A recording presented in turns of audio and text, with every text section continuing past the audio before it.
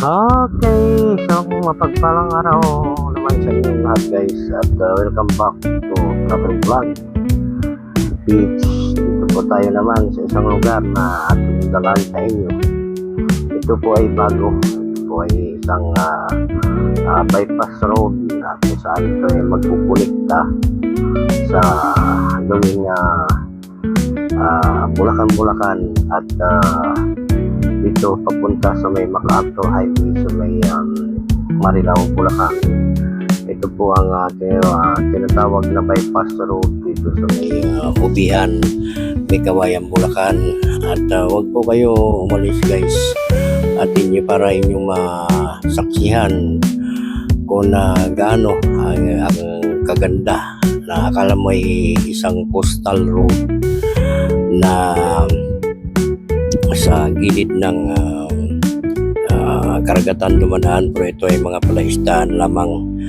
Kaya guys, napakaganda at isang malaking tulong din to guys sa ating mga commuters kung sakasakaling itong kalsadang ito ay mayari na, magawa na, dahil yung mga galing Bulacan na pupunta sa may gawing Valenzuela, Malanday, Marilao ay mapalapit na dahil dito sa bypass road na ito. Ito ay makikita dito guys sa may paanan ng Ubihan Bridge dito sa may Barangay Ubihan, may Kawayan, Bulacan. At yan guys, tayo papaliko na rito at ito na po yung tinatawag na bypass road. At siguro ito mga taon pa siguro bilangin ito bago magawa ito dahil medyo halos nangangalahati pa. At ang nito guys, ang layo ay 1.55 kilometer ang layo niya mula sa may Barangay Ubihan at patungong Marilao, Bulacan.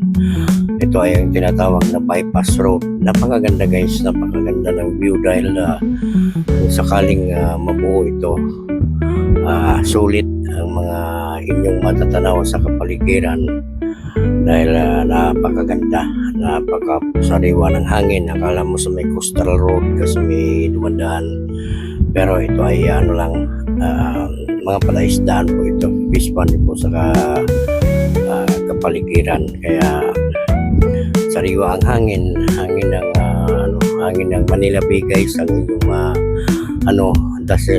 inyong matanghap dahil medyo malapit lang ito sa may malapit lang ito dito sa may Manila Bay ang lugar na ito dito sa may Ubihan, may Kawayan, Bulacan. Ang Ubihan pala guys ay ang katabi niya ay Tawiran. Kung papunta ka ng Tawiran, Paku o Pando, Bulacan. Pero kung gumawin ka naman dito sa kabila, ang madaanan mo ay Ubihan, yun nga, Perez at Bangbang at Bulacan. Ito ay isang shortcut din. Pwede ka dumaan dito kung may papunta ka rin ng Inlex. Pwede din ang madaanan ng lugar na ito. Okay guys, maraming salamat po sa inyong panonood at standby po sa ating mga iba pang vlog. Maraming salamat sa inyong panonood.